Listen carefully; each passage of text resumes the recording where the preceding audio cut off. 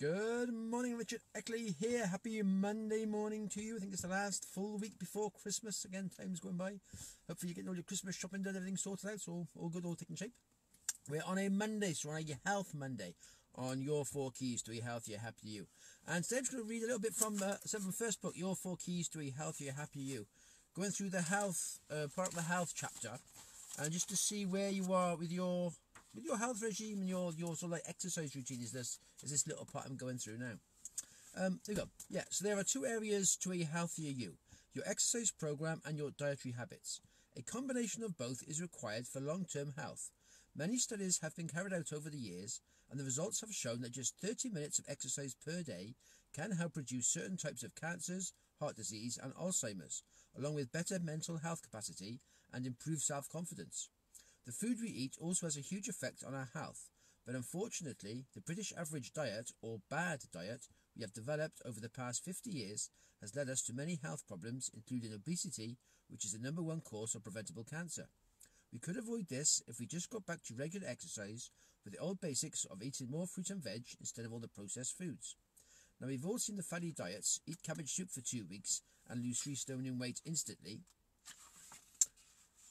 or the delusional boot camp: hit the gym for 10 hours a day to look great and look like Mr. Universe in 2 weeks. While all these systems, techniques and schemes do work in the short term, such as for a hot date, wedding or other special occasion we need to get fit for quickly, and we can certainly go for it. But the sad part is, usually within 2 or 3 months of the event, we'll be back to where we were starting off, as these methods aren't sustainable in the long term. What we're after is a lifestyle change, meaning we should be able to maintain the weight we lose and the fitness we get. Unfortunately, doing a crash course in anything will usually end, just like it says, in one big crash, back to where we started.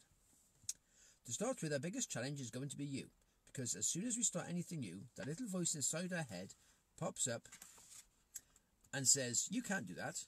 It's a natural thing in all of us, that bit of self-doubt. The best way to get it on our side is to create some little wins from the very start, to help us generate a bit of self-belief. Only you know where you're starting from, so be honest in all the categories on the progress tracker. First, see which one is closest to you, your current weight and dietary habits, or all the areas we are going to be working on in the next 30 days. We want to move you up at least one category. Unless you're already in level 1, in that case, keep up the good work. You're not that concerned about your weight, as that will naturally change as you slowly increase your exercise activity and reduce your calorie intake by moving up the categories. So the first step will be your daily exercise routine.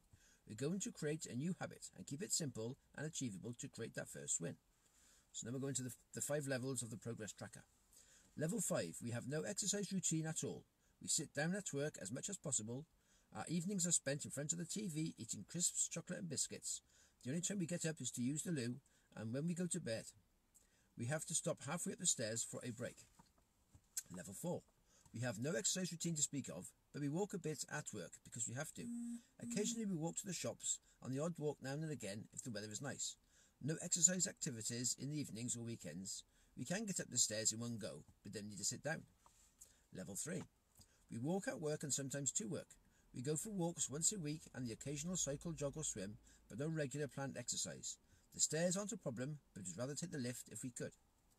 Level 2, we have an active work day followed by regular exercise activities during the week.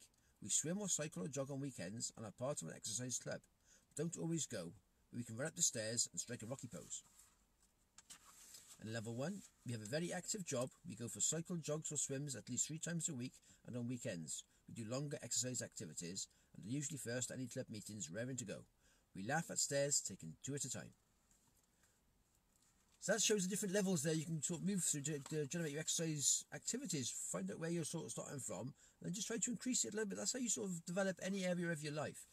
Is wherever you are, we've all got a starting point, so we've all got to start from somewhere.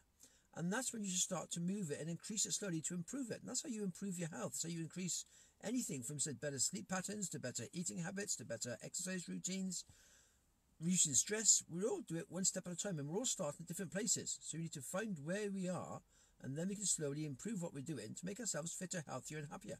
And that's how you do anything in your life. So it's all, as I said before so many times, it's down to self-discipline. We need to discipline ourselves to think, right, if I want to get healthier, I want to live longer, I want to be happier, it's down to me to do it. It's no good looking for outside circumstances to try and change who we are at our core. We are who we are, And it's us that makes us better or worse by our habits we have. And once we start to create the better habits for ourselves, for better health, better sleep, better nutrition, better exercise, it's happy days. We're feeling better, we're living longer, we're living healthier and happier. Go the other way and not doing so well. That's what it is, down to us now. So yes, as I said before, outside circumstances can affect us in so different ways. There could be an accident, you could have an injury. So the things you can't control, outside circumstances will always affect us. But it's when we realise that we are in control of our lives, we actually make our own lives, and we control how we react to circumstances, and our own habits and beliefs is what actually makes us who we are. That's my little thought today on Health Monday. Have yourself a good week this week. Keep warm and dry and enjoy yourselves, and take it steady. All the best for now.